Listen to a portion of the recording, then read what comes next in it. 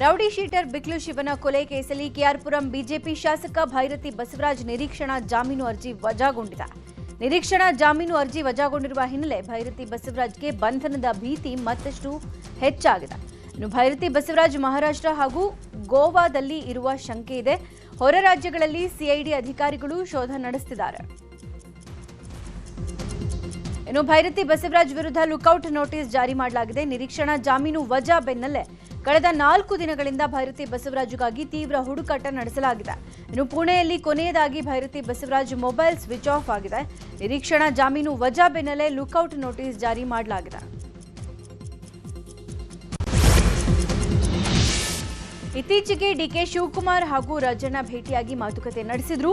ಇದರ ಬೆನ್ನಲ್ಲೇ ನಿನ್ನೆ ಸಿಎಂ ರನ್ನ ರಾಜಣ್ಣ ಭೇಟಿಯಾಗಿ ಮಾತುಕತೆ ನಡೆಸಿದ್ದಾರೆ. ಡಿಸಿಎಂ ಡಿಕೆ ಶಿವಕುಮಾರ್ ದೆಹಲಿ ಪ್ರವಾಸದ ನಡುವೆ ರಾಜಣ್ಣ ಸಿಎಂ ಚರ್ಚೆ ಭಾರೀ ಕುತೂಹಲಕ್ಕೆ ಕಾರಣ ಆಗಿದೆ. 1.5 ಗಂಟೆಗೂ ಹೆಚ್ಚು ಕಾಲ ಸಿಎಂ ಜೊತೆ ಚರ್ಚೆ ನಡೆಸಿದ ರಾಜಣ್ಣ ಪ್ರಸಕ್ತ ಡಿಕೆಶಿ ಭೇಟಿ ಹಾಗೂ ಅವರ ಜೊತೆ ನಡೆದ ಚರ್ಚೆ ಹಾಗೂ ರಾಜಕೀಯ ವಿದ್ಯಮಾನಗಳ ಬಗ್ಗೆ ಸಿಎಂಗೆ ಮಾಹಿತಿ ಕೊಟ್ಟಿದ್ದಾರೆ ಅಂತ ತಿಳಿದು ಬಂದಿದೆ. ಇನ್ನು ರಾಹುಲ್ ಗಾಂಧಿಗೆ ಬರೆದ ಪತ್ರದ ವಿಚಾರವೂ ಕೂಡ ಚರ್ಚೆ ಮಾಡಿದಾರಂತೆ. ಇದರ ಜೊತೆಗೆ ಅಪೆಕ್ಸ್ ಬ್ಯಾಂಕ್ ಅಧ್ಯಕ್ಷರ ಚುನಾವಣೆಗೆ ಮತ್ತೆ ಸ್ಪರ್ಧೆಗೆ ಮುಂದಾಗಿರುವ ರಾಜಣ್ಣ ಈ ಬಗ್ಗೆಯೂ ಚರ್ಚೆ ಮಾಡಿದ್ದಾರೆ ಅಂತ ಹೇಳಲಾಗ್ತಿದೆ. ಇನ್ನು ಸಿಎಂ ಭೇಟಿ ಬಳಿಕ ಮಾತನಾಡಿದ ಶಾಸಕ ಕೆಎನ್ ರಾಜಣ್ಣ, ಒಪ್ಪಂದ ಆಗಿಲ್ಲ ಅಂತ ಸಿಎಂ ಹೇಳಿದ್ದಾರೆ, ಅದನ್ನ ಒಪ್ಪಬೇಕು. ಆಗಿದೆ ಅಂತ ಡಿಕೆಶಿ ಹೇಳ್ತಾರೆ, ಅದನ್ನೂ ತಳ್ಳಿ ಹಾಕುವಂತಿಲ್ಲ ಅಂತ ಹೇಳಿದ್ರು. ಇನ್ನು ಹೈಕಮಾಂಡ್ನಿಂದ ತೆರೆ ಎಳೆಯುವ ಕೆಲಸ ಆಗಬೇಕು ಅಂತ ಅಭಿಪ್ರಾಯ ವ್ಯಕ್ತಪಡಿಸಿದ್ದಾರೆ. ಇನ್ನು ರಾಜ್ಯದಲ್ಲಿ ಸಿಎಂ ಕುರ್ಚಿ ಹಗ್ಗಜಗ್ಗಾಟ ಮುಂದುವರೆದಿದೆ. ಈ ಮಧ್ಯೆ ಸಿಎಂ ಸಿದ್ದರಾಮಯ್ಯ ಬೆನ್ನಿಗೆ ಅಹಿಂದ ಸಮುದಾಯ ನಿಂತಿದ್ದು ಜನವರಿಯಲ್ಲಿ ಬೃಹತ್ ಸಮಾವೇಶ ನಡೆಸೋಕೆ ಪ್ಲಾನ್ ಮಾಡ್ತಿವೆ. ಇದಕ್ಕಾಗಿ ಮೈಸೂರಿನಲ್ಲಿ ಇವತ್ತು ಅಹಿಂದ ಜಾಗೃತ ವೇದಿಕೆ ಸಮಾವೇಶದ ಸಿದ್ಧತೆ ಬಗ್ಗೆ ಸಭೆ ನಡೆಸಲಾಗುತ್ತೆ. ಸಭೆಯಲ್ಲಿ ಪ್ರಗತಿಪರ ಚಿಂತಕರು, ಸಾಹಿತಿಗಳು, ಅಹಿಂದ ಮುಖಂಡರು, ಸಿದ್ದರಾಮಯ್ಯ ಹಿತೈಷಿಗಳು ಭಾಗಿಯಾಗಲಿದ್ದು ಸಮಾವೇಶದ ರೂಪುರೇಷೆಗಳ ಬಗ್ಗೆ ಚರ್ಚೆ ನಡೆಸಲಾಗುತ್ತೆ. ರಾಹುಲ್ ಗಾಂಧಿಗೆ ಮಾಜಿ ಸಚಿವ ಕೆಎನ್ ರಾಜಣ್ಣ ಪತ್ರ ಬರೆದಿದ್ದು ನ್ಯೂಸ್ 18ಗೆ ಅದು ಲಭ್ಯವಾಗಿದೆ. ಪತ್ರದಲ್ಲಿ ವೋಟ್ ಚೋರಿ ಹೇಳಿಕೆ ಹಾಗೂ ಸಂಪುಟದಿಂದ ಕೈಬಿಟ್ಟ ಬಗ್ಗೆ ಕಾರಣ ಕೊಟ್ಟಿದ್ದಾರೆ. ಪತ್ರದಲ್ಲಿ ಡಿಸಿಎಂ ಡಿಕೆಶಿ ವಿರುದ್ಧವೂ ಆರೋಪ ಮಾಡಿದ್ದಾರೆ. ವೋಟ್ ಚೋರಿಯಲ್ಲಿ ಕೆಪಿಸಿಸಿ ಅಧ್ಯಕ್ಷ ಡಿಕೆಶಿ ಲೋಪಗಳಿಗೆ ಗಮನ ಕೊಟ್ಟಿಲ್ಲ. ಪಕ್ಷ ನೇಮಕ ಮಾಡಿದ್ದ ಬಿಎಲ್ಎಗಳು ಕೂಡ ಜವಾಬ್ದಾರಿಯಿಂದ ಕೆಲಸ ಮಾಡ್ತಾ ಇಲ್ಲ ಅಂತ ಆರೋಪ ಮಾಡಿದ್ದಾರೆ. ಸರಿಯಾಗಿ ಗಮನ ಕೊಟ್ಟಿದ್ರೆ ಲೋಕ ಚುನಾವಣೆಯಲ್ಲಿ ಕನಿಷ್ಠ 8 ರಿಂದ 10 ಸೀಟ್ ಆದರೂ ಹೆಚ್ಚು ಬರ್ತಾ ಇತ್ತು ಅಂತ ರಾಜಣ್ಣ ಪತ್ರದಲ್ಲಿ ಬರೆದಿದ್ದಾರೆ. ಇನ್ನು ರಾಜಣ್ಣ ಬರೆದ ಪತ್ರದ ಬಗ್ಗೆ ಮಾಜಿ ಸಂಸದ ಡಿಕೆ ಸುರೇಶ್ ಮಾತಾಡಿದ್ದಾರೆ. ಪತ್ರದ ಬಗ್ಗೆ ರಾಜಣ್ಣ ಅವರನ್ನೇ ಕೇಳಬೇಕು. ಪಕ್ಷದ ವರಿಷ್ಠರನ್ನ ಭೇಟಿ ಮಾಡೋದು ಅವರವರ ಹಕ್ಕು. ಅದರ ಬಗ್ಗೆ ನಾನು ಏನೂ ಹೇಳೋಕ್ ಸಾಧ್ಯ ಇಲ್ಲ. ಏನೇ ಇದ್ರೂ, ಏನೇ ಸಮಸ್ಯೆ ಇದ್ರೂ ಹೈಕಮಾಂಡ್ ಗಮನಿಸುತ್ತಾ ಇರುತ್ತೆ ಅಂತ ಹೇಳಿದ್ದಾರೆ. ಅಧಿಕಾರ ಹಂಚಿಕೆ ಗೊಂದಲಗಳು ಗರಿಗೆದರುವ ವೇಳೆಯೇ ಡಿಸಿಎಂ ಡಿಕೆ ಶಿವಕುಮಾರ್ ದೆಹಲಿಗೆ ತೆರಳುತ್ತಾ ಇದ್ದಾರೆ. ದೆಹಲಿಯಲ್ಲಿ ಕೇಂದ್ರ ನಗರಾಭಿವೃದ್ಧಿ ವ್ಯವಹಾರಗಳ ಸಚಿವ ಮನೋಹರ್ ಲಾಲ್ ಖಟ್ಟರ್ ಅವರನ್ನ ಭೇಟಿಯಾಗಿದ್ದಾರೆ. ಮೆಟ್ರೋ ಟನಲ್ ಯೋಜನೆಗಳ ಕುರಿತು ಉಭಯ ನಾಯಕರು ಸಮಾಲೋಚನೆ ನಡೆಸಿದ್ದಾರೆ. ಇನ್ನು ಸಿಎಂ ಹುದ್ದೆಗೇರೋದಕ್ಕೆ ಡಿಕೆಶಿ ಶತಪ್ರಯತ್ನ ನಡೆಸಿದ್ದಾರೆ. ಕೆಸಿ ವೇಣುಗೋಪಾಲ್ ಸುರ್ಜೇವಾಲಾ ಭೇಟಿಗೆ ಚಿಂತನೆ ನಡೆಸಿದ್ದಾರೆ. ಇವತ್ತು ಯಾರನ್ನಾದರೂ ಭೇಟಿ ಮಾಡುವ ಸಾಧ್ಯತೆ ಇದೆ. ಅತ್ತ ದೆಹಲಿಯಲ್ಲಿ ಡಿಕೆಶಿ ಸರ್ಕಸ್ ನಡೆಸ್ತಾ ಇದ್ರೆ ಸಿಎಂ ಸಿದ್ದರಾಮಯ್ಯ ಇವತ್ತು ರಿಲ್ಯಾಕ್ಸ್ ಮೂಡ್ನಲ್ಲಿದ್ದಾರೆ. ಕುರ್ಚಿ ಬಿಕ್ಕಟ್ಟಿನ ಬಗ್ಗೆ ತಲೆ ಕೆಡಿಸಿಕೊಳ್ಳದ ಸಿದ್ದರಾಮಯ್ಯ ಇವತ್ತು ಮನೆಯಲ್ಲೇ ವಿಶ್ರಾಂತಿ ಪಡಿತಾ ಇದ್ದಾರೆ.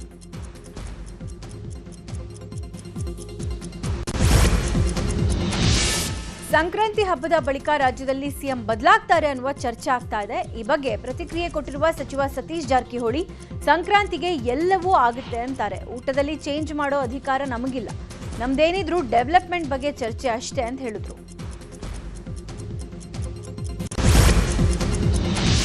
ಅಧಿಕಾರ ದಾಹದಲ್ಲಿ ಸಿಎಂ ಡಿಸಿಎಂ ಅವರ ಹೇಳಿಕೆಗಳು ಗೊಂದಲಗಳಾಗಿವೆ ಅಂತ ಮಾಜಿ ಡಿಸಿಎಂ ಕೆಎಸ್ ಈಶ್ವರಪ್ಪ ಹೇಳಿದ್ದಾರೆ.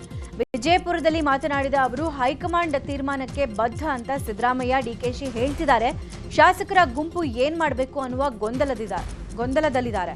ರಾಜ್ಯದಲ್ಲಿ ಅಭಿವೃದ್ಧಿ ಕೆಲಸ ಆಗ್ತಾ ಇಲ್ಲ. ಮುಂದೆ ರಾಜ್ಯದಲ್ಲಿ ಯಾವುದೇ ಕಾರಣಕ್ಕೂ ಕಾಂಗ್ರೆಸ್ ಪಕ್ಷ ಬರೋದಿಲ್ಲ ಅಂತ ಭವಿಷ್ಯ ನುಡಿದರು. ದೆಹಲಿ ವಿಶೇಷ ಪ್ರತಿನಿಧಿ ಮಾಜಿ ಸಚಿವ ಟಿಬಿ ಜಯಚಂದ್ರಗೆ ಸಚಿವ ಸ್ಥಾನ ನೀಡುವಂತೆ ಶಿರಾ ತಾಲೂಕು ಯುವ ಕಾಂಗ್ರೆಸ್ ಕಾರ್ಯಕರ್ತರ ನೇತೃತ್ವದಲ್ಲಿ ಪಂಜಿನ ಮೆರವಣಿಗೆ ನಡೆಸಲಾಗಿದೆ. ಸರ್ಕಾರದ ಸುಲಲಿತ ಆಡಳಿತಕ್ಕೆ ಜಯಚಂದ್ರ ಅವರ ಸಂಪುಟ ಸೇರ್ಪಡೆ ಅಗತ್ಯ ಇದೆ. ಟಿಬಿ ಜಯಚಂದ್ರಗೆ ಈ ಬಾರಿಯ ಸಚಿವ ಸಂಪುಟ ಪುನರ್ರಚನೆಯಲ್ಲಿ ಸಚಿವ ಸ್ಥಾನ ಕೊಡಿ ಅಂತ ಬೆಂಬಲಿಗರು ಘೋಷಣೆ ಕೂಗಿದ್ರು. ಈ ವೇಳೆ ಡಿಸಿಎಂ ಡಿಕೆಶಿ ಪರವಾಗಿ ಕೂಡ ಘೋಷಣೆ ಕೂಗಿ ಜೈಕಾರ ಹಾಕಿದ್ರು.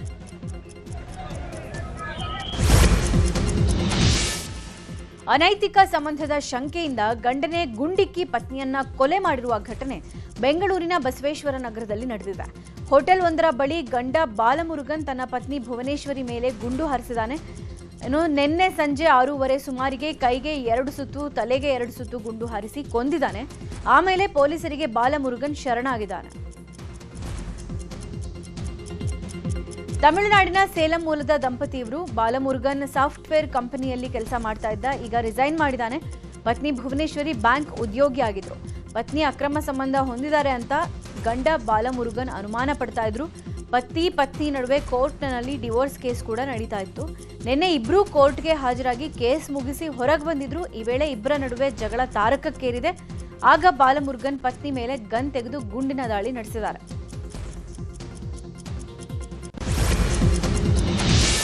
ಬಸವೇಶ್ವರ ನಗರದಲ್ಲಿ ಪತ್ನಿಯ ಶೂಟೌಟ್ ಪ್ರಕರಣ ಸಂಬಂಧ ಪಶ್ಚಿಮ ವಿಭಾಗ ಡಿಸಿಪಿ ಗಿರೀಶ್ ಪ್ರತಿಕ್ರಿಯೆ ಕೊಟ್ಟಿದ್ದಾರೆ.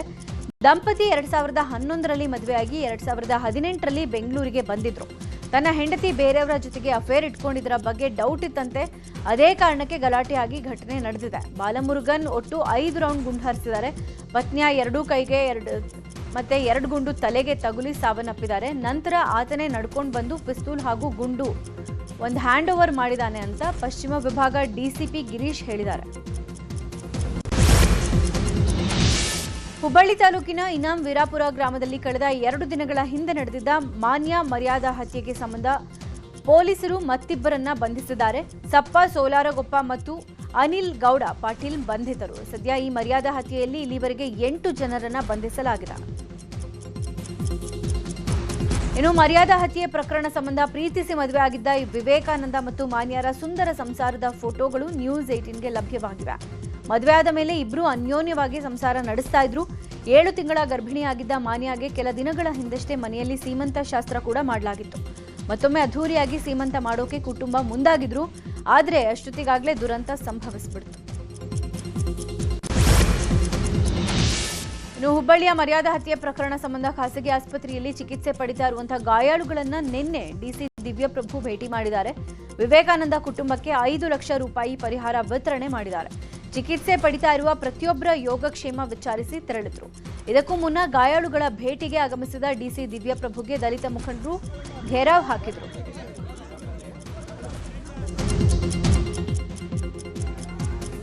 ಇನ್ನು ಆಸ್ಪತ್ರೆಗೆ ಭೇಟಿ ನೀಡಿದ ಸಮಾಜ ಕಲ್ಯಾಣ ಅಧಿಕಾರಿಗಳ ವಿರುದ್ಧವೂ ದಲಿತ ಮುಖಂಡರು ಆಕ್ರೋಶ ವ್ಯಕ್ತಪಡಿಸಿದ್ದಾರೆ. ಸಮಾಜ ಕಲ್ಯಾಣ ಇಲಾಖೆ ಜಂಟಿ ನಿರ್ದೇಶಕಿ ಶುಭಾ ಪಿಯಾ ಅವರಿಗೆ ತರಾಟೆಗೆ ತೆಗೆದುಕೊಂಡ ದಲಿತ ಮುಖಂಡರು ಗರ್ಭಿಣಿಯ ಶಾಪ ತಟ್ಟುತ್ತೆ ಅಂತ ಆಕ್ರೋಶ ವ್ಯಕ್ತಪಡಿಸಿದರು. ಹುಬ್ಬಳ್ಳಿಯಲ್ಲಿ ಗರ್ಭಿಣಿ ಮಾನ್ಯ ಮರ್ಯಾದೆ ಹತ್ಯೆ ಸಂಬಂಧ ಗಾಯಾಳುಗಳಿಗೆ ಖಾಸಗಿ ಆಸ್ಪತ್ರೆಯಲ್ಲಿ ಚಿಕಿತ್ಸೆ ನೀಡಲಾಗ್ತಾ ಇದೆ. ಇದರಲ್ಲಿ ರೇಣವಳ ಸ್ಥಿತಿ ಚಿಂತಾಜನಕವಾಗಿದೆ. ಇನ್ನು 5 ಚಿಕಿತ್ಸೆ ಮುಂದುವರೆದಿದೆ. ಈ ನಡುವೆ ಘಟನೆ ಹಿನ್ನೆಲೆಯಲ್ಲಿ ಮಾನ್ಯಾಳ ಗಂಡ ವಿವೇಕಾನಂದಗೆ ಪೊಲೀಸ್ ಭದ್ರತೆ ನೀಡಲಾಗಿದ್ದು ಓರ್ವ ಗನ್ ಮ್ಯಾನ್ ವ್ಯವಸ್ಥೆ ಕೂಡ ಮಾಡಲಾಗಿದೆ. ಇನ್ನು ಮರ್ಯಾದೆಗಾಗಿ ಮಾನ್ಯಾಳನ್ನ ಕೊಂದವರಿಗೆ ಶಿಕ್ಷೆ ಆಗಬೇಕು. ಪ್ಲಾನ್ ಮಾಡಿ ಕೊಂದಿದ್ದಾರೆ, ಎಲ್ಲರನ್ನ ಎನ್ಕೌಂಟರ್ ಮಾಡಿ ಅಂತ ಮೃತ ಮಾನ್ಯ ಪತಿ ವಿವೇಕಾನಂದ ಆಗ್ರಹಿಸಿದ್ದಾರೆ.